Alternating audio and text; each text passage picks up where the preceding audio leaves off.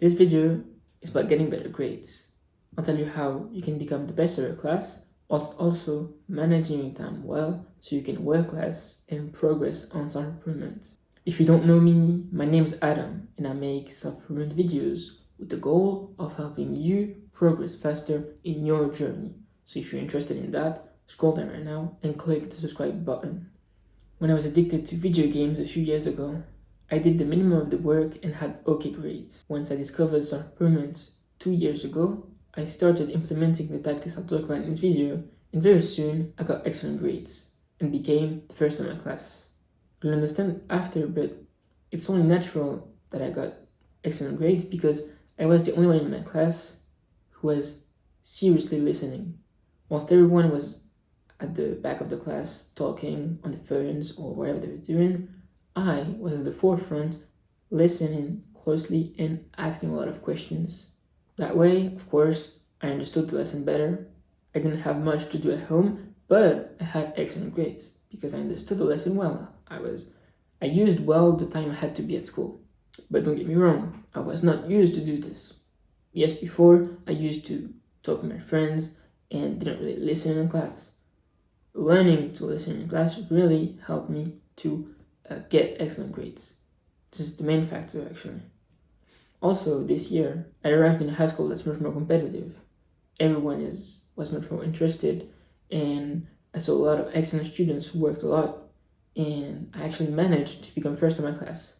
Now, a little disclaimer here, I did indeed apply the tactics I'll talk about in this video, but also I worked a lot more because it was my goal to be the best. So my first advice, as you've probably understood, is to listen in class. Give your full attention to the teacher and ask questions. Most people don't listen in class, and most people don't have good grades. Listening in class is a way to make sure you understood the lesson, and it helps you. You need much less work at home, actually. Listening in class is hard because your friends distract you, they tempt you, you're tempted to talk to them, and the teacher is probably boring, I suppose, and so you don't really want to listen. But that's actually by listening that you allow yourself to need less work after at home. I find it so stupid because most people don't listen and then they work hours at home because they have to catch up for what they haven't listened. This is why listening is essential.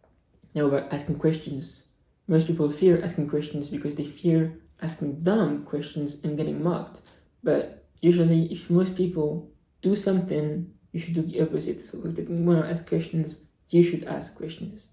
It allows you to make sure you understood the lesson and you're active in the lesson if you ask questions, and so you just better understand it. This is why you should ask as much questions as possible. And in a lot of cases, actually, just listening in class and asking questions is enough for you to have good grades. But if that isn't, let's go with the second advice. Start working efficiently. Most people work for hours long, but they take big breaks on their phone and they get lost on TikTok or whatever other social media or game. And this is what's called shallow work. It's very unproductive. And what I think you should do instead is start implementing deep work blocks. This is a strategy I learned from the book Deep Work by Cal Newport, which is a great book. Basically, you're just gonna work for less time, but without any distractions. How to implement this? You should just go to your desk and remove all distractions. So remove your phone, your computer, and everything, and just get a copybook and the exercises you have to practice on and work relentlessly with no break or anything for 1 hour, 1 hour 30 or something. Now, how to remove distractions because you're probably addicted, you probably struggle. You could ask your parents to take them. They'll gladly accept, I suppose, and otherwise, well, you'll struggle. You can put them far away, or you can take your phone and put it under the mattress so it's invisible, or just put them as far as you can and it should be fine. Once you're used to working in deep work blocks instead of doing shallow work, the question is, what should you work on? This is where we apply the 80-20 rule, Pareto's law, which says that 80% of the results come from 20% of the work done to get a result. Now here, listening in class is probably the main task, the thing that has the most results. But think about it. When you're at home, what thing would be the most impactful for your grades? It probably isn't learning a lesson. It probably isn't, reading through the lesson, or like girls do, doing pretty drawing of the lesson to learn it better.